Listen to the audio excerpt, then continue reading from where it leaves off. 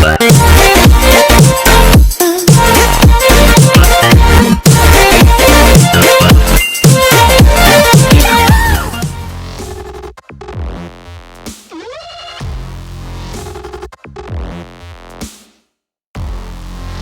मेरा रास्ता जो है एनआईटी घाट के लिए बेली रोड से शुरू होगा, जो कि एनआईटी घाट से 30 से 40 मिनट की दूरी पर है। मैं आपको इंट्रोड्यूस कर देती हूँ। हेलो एवरीवन, मेरा नाम है Anchala Singh. Welcome to my channel free soul. Free soul में आप सभी का स्वागत है। आज के इस ब्लॉग में आप एनआईटी घाट को देखेंगे कि वहाँ का मनोरम दृश्य किस तरीके का सूर्यास्त के समय में दिखाई देता है। तो चलिए शुरू करते हैं और देखते हैं कि आगे हम एनआईटी घाट पहुँच करके कौन कौन सा जगह देख पाते हैं। तो मैं एनआईटी घाट पहुंच चुकी हूं और एंट्रेंस से मैंने अपने राइट हैंड साइड की ओर मुड़ चुकी हूं और मैं इधर के घाटों को पहले एक्सप्लोर करना चाहती हूं और देखना चाहती हूँ इधर कौन कौन से घाट हैं, क्योंकि एनआईटी घाट में बहुत सारे अलग अलग घाट जो है जुड़े हुए हैं एक दूसरे से। तो सबसे पहले एनआईटी घाट को देखेंगे, जो कि एनआईटी कॉलेज के पीछे बसा हुआ है और उसी के नाम के वजह से ही इस घाट का नाम भी एनआईटी घाट है। इस घाट से आगे की ओर हम बढ़े तो वहाँ पे हम अलग अलग घाटों को देख सकते हैं, जो कि इस घाट से जुड़ा हुआ है। यहाँ पे क्या है कि एक घाट की पूरी श्रृंखला है, जैसे कि गाय घाट, बांस घाट, पीएन घाट एक्सेट्रा टाइप के। और यहाँ हम अभी एनआईटी घाट में हैं और यहाँ पे हम जो देख रहे हैं दृश्य काफ़ी मनोरम है। और जो सामने आपको शिप दिख रही है, ये एक फ्लोटिंग रेस्टोरेंट है, जो कि अभी लॉकडाउन के कारण बंद पड़ा हुआ है। और अभी तो अनलॉक चल रहा है, लेकिन फिर भी ये बंद पड़ा हुआ है। ये उस शिप के जस्ट अपोजिट साइड का व्यू है, जहाँ से आप शिप के अंदर अगर आप जाते हैं तो ये मनोरम दृश्य का भी आनंद ले सकते हैं।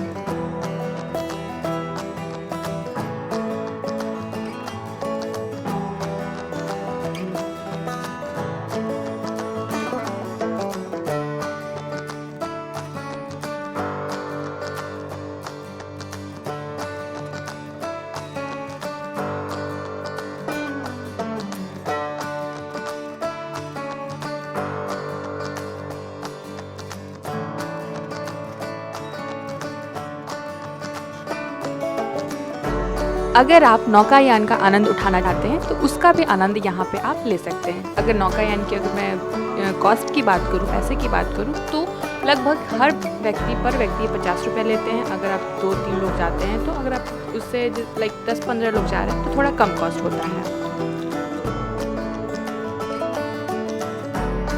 अब हम एनआईटी घाट से आगे की ओर चलते हैं और आगे देखते हैं कि कौन कौन से घाट हमें रास्ते में दिखाई देते हैं। यहाँ का दृश्य तो खैर बहुत ही सुंदर है, उसके साथ ही साथ आप यहाँ के जो रोड देखेंगे, स्ट्रक्चर देखेंगे, वो भी काफ़ी अच्छी दिखाई देती है।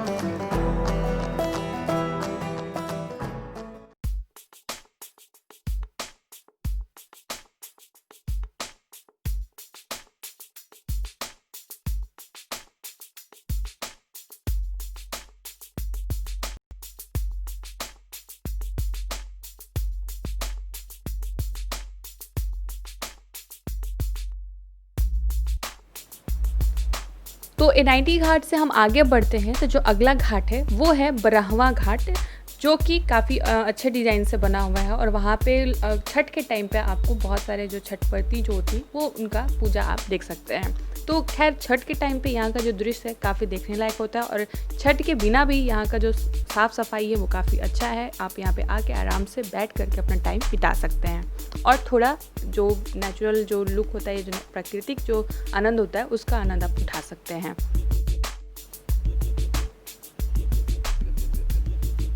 तो बरहवा घाट से हम आगे बढ़ते हैं और आगे की जो अगली घाट है उसको हम देखते हैं, उसको एक्सप्लोर करते हैं।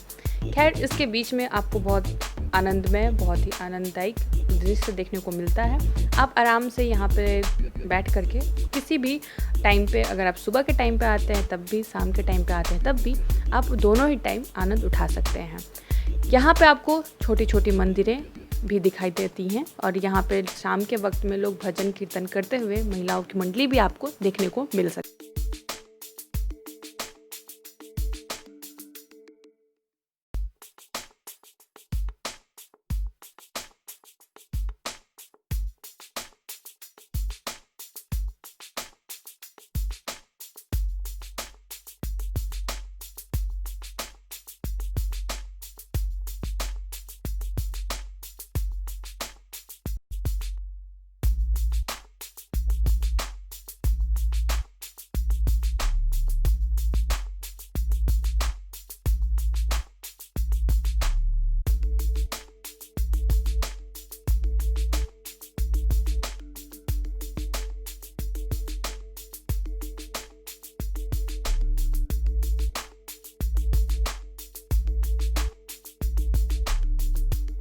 आगे की तरफ हम बढ़ते हैं तो हमें एक ढलान नुमा पूरा फ्लाईओवर देखने को मिलता है। उस फ्लाईओवर के नीचे आपको दो अलग अलग घाटें दिखाई देती हैं।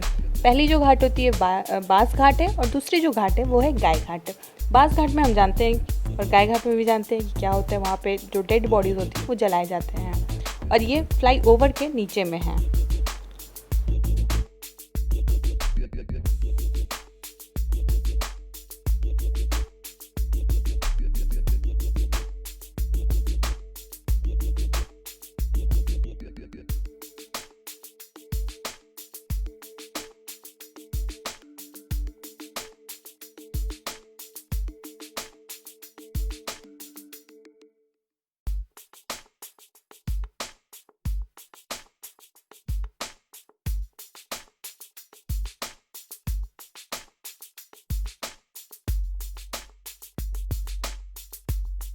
तो यहाँ से हम अपने रास्ते को अंत करते हैं और यहाँ से हम वापस NIT घाट की तरफ चलते हैं, जहाँ से हमने इस रास्ते को शुरू किया था। और इसके बीच में हम कहीं बैठ करके सूर्यास्त का आनंद जरूर लेंगे।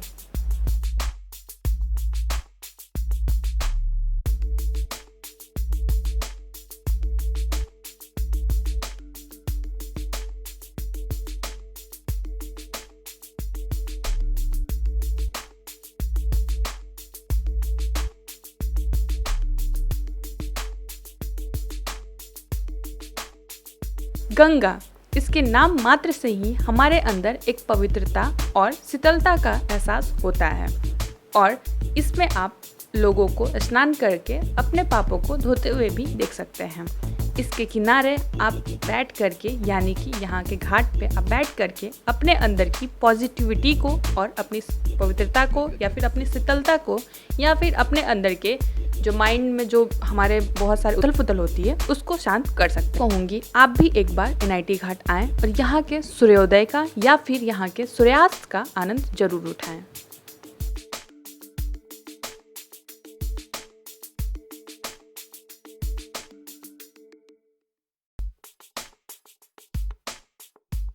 तो सूर्यास्त का आनंद उठाने के बाद हम आगे की ओर बढ़ते हैं, यानी कि हम वापस उसी पॉइंट पे आते हैं जहाँ से हमने सफ़र को शुरू किया था और अब हम वहाँ से अपने लेफ्ट हैंड साइड की ओर मुड़ते हैं।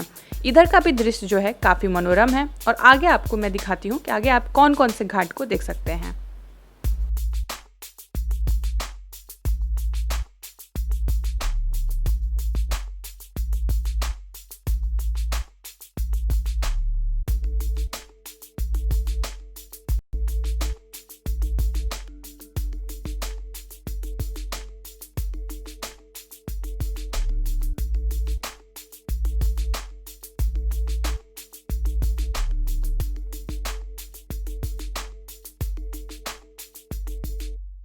घाट किनारे आपको ऐसे अलग अलग से विभिन्न दृश्य दिखाई देंगे जहाँ पे आप अपने सुंदर सुंदर फोटोज भी क्लिक कर सकते हैं या फिर अपनी सेल्फीज ले सकते हैं।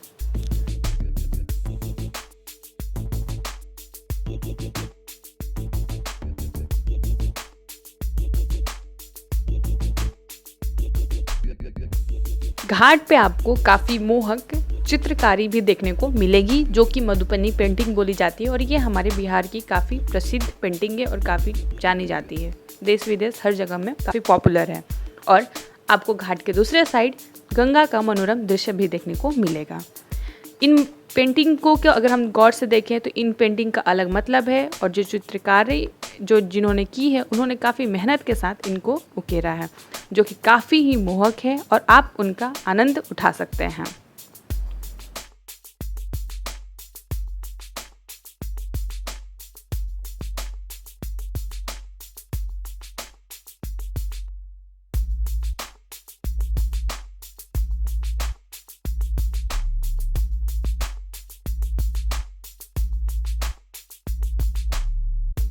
आप यहाँ पर लोगों को, चाहे वो किसी भी वर्ग के हों, युवा हों, वृद्ध हों, कोई भी हो, यहाँ पे आपको शाम में या फिर सुबह में टहलते हुए दिखाई दे सकते हैं।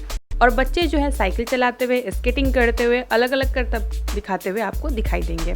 और साथ ही साथ इन पेंटिंग्स का भी आप काफ़ी अच्छे से आनंद उठा सकते हैं।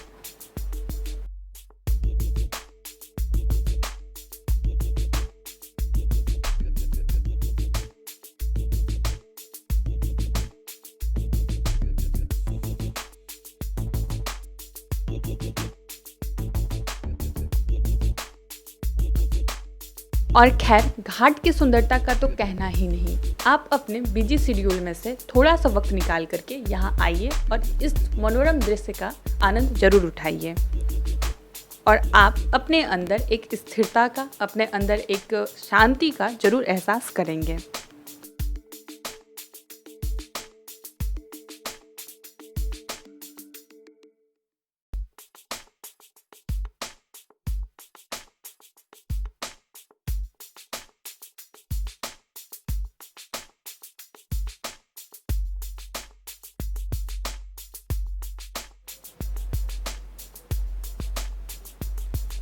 आम दिनों में आपको इन घाटों पर गंगा आरती भी दिखाई देती है, जो कि अभी लॉकडाउन की वजह से या फिर हम बोल लें कि जो कोरोना वायरस है उसकी वजह से उन सभी गतिविधियों पे रोक है और कोई भी आपको गंगा आरती या फिर कोई भी भक्ति में जो कार्य हैं यहाँ पे दिखाई नहीं देते हैं।